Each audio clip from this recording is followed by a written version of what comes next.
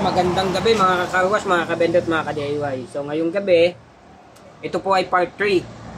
Ngayon na po ako gagawa ng part 3 kasi medyo busy talaga ako sa araw. So explain ko po sa inyo lahat ng parts and fittings dito sa aking tank ng fully automatic foaming machine. By part po, explain ko kung para saan siya at kung bakit siya nakakabit doon. So umpisahan po natin dito sa pinakasimple. Ito pong itaas na ito. Yan. Diyan po nalabas ang foam.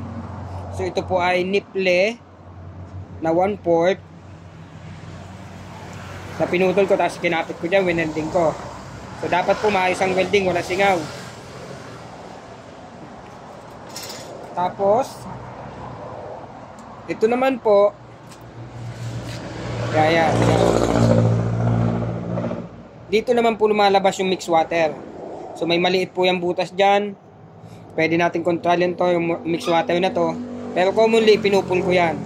Depende na lang sa inyo kung gaano karami yung mix water na gusto nyo. So, makokontrol nyo po yung paglabas ng foam. Kung mas malapot, mas kaunti ang labas.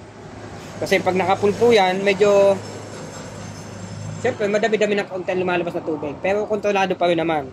Sapat lang para malapot pa rin talaga yung pagka-foam niya. So ito po ay air chuck bulb. Siya po ang kontrola ng labas ng mix water. So ginamitan ko ng elbow. Ito ay 1/4 uli na nipple na pinutol ko sa gitna. Winelding dyan. Yan. Ang sumunod po ay yan. Yan po ay non-return or gate valve. Non-return na gate valve po yan. 1/2. Dito po pumapasok ang tubig. Supply po yan ng water. Yan lang po yan. Supply lang ng water yan.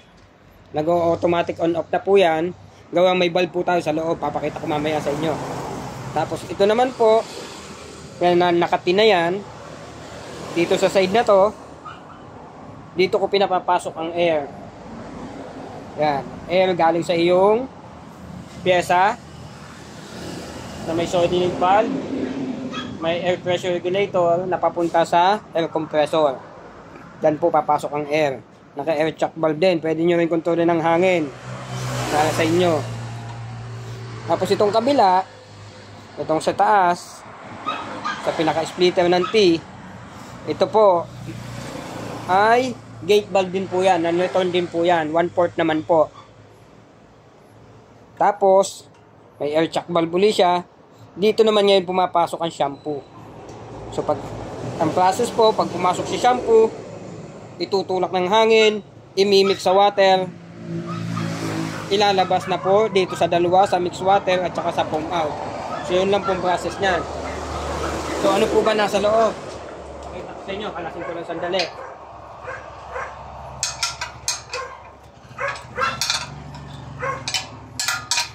Ito po ay dapat lagi silyado para maiwasan ng singaw. Kaya po yan may takip dyan.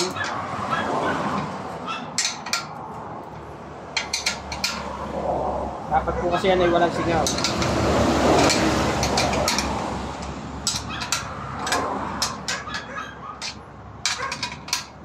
Yung nasa ilalim, yan po ay nakakabit sa giant dyan. Hindi ko na lang inaalis. Yan po ay pito. Yung ginagamit sa gulong na pito, yan. Hindi ko na lang po inaalis. Kasi kung aalisin ko siya, tatakpan ko rin naman. Sayang lang. Ito ko po yun. May idea kayo na nasa loob. Kasi yun po ang nagkocontrol ng pasok ng tubig, on and off. Pag nasa tamang level na po ang tubig, mamamatay na. Pag nabawasan, mag-on uli ang tubig. Yan lang naman po yun, yung nasa loob nito. So yun po ay float ball valve.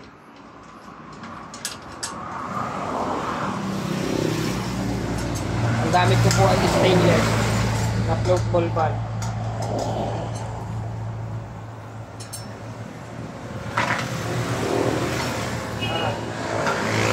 Yan po ay may goma para silyado. Yan po, may goma yan para silyado po siya. So makikita nyo nasa loob. Yan natin. Ayan, may bola. Yun po ang nagko-control ng tubig. Ano po? Nag-on and off. Yun lang naman po yun. Pag tumama sa level, mamamatay ng tubig. Ito po ay serve as part 3 na ng aking video. Part 3 na po. Yung sa pyesa na, kasunod po nito. Kaya antayin nyo lang po. Talagang ano. Ayan, magbubuo pa po ako ng pyesa. Para ma-explain ko naman sa inyo kung paano ang processing noon, kung paano nagpo-flow na nag-automatic lahat. So yun lang, mga kabendo, mga karos, mga ka-DIY. Salamat po. Please like and subscribe and click the bell. Thank you.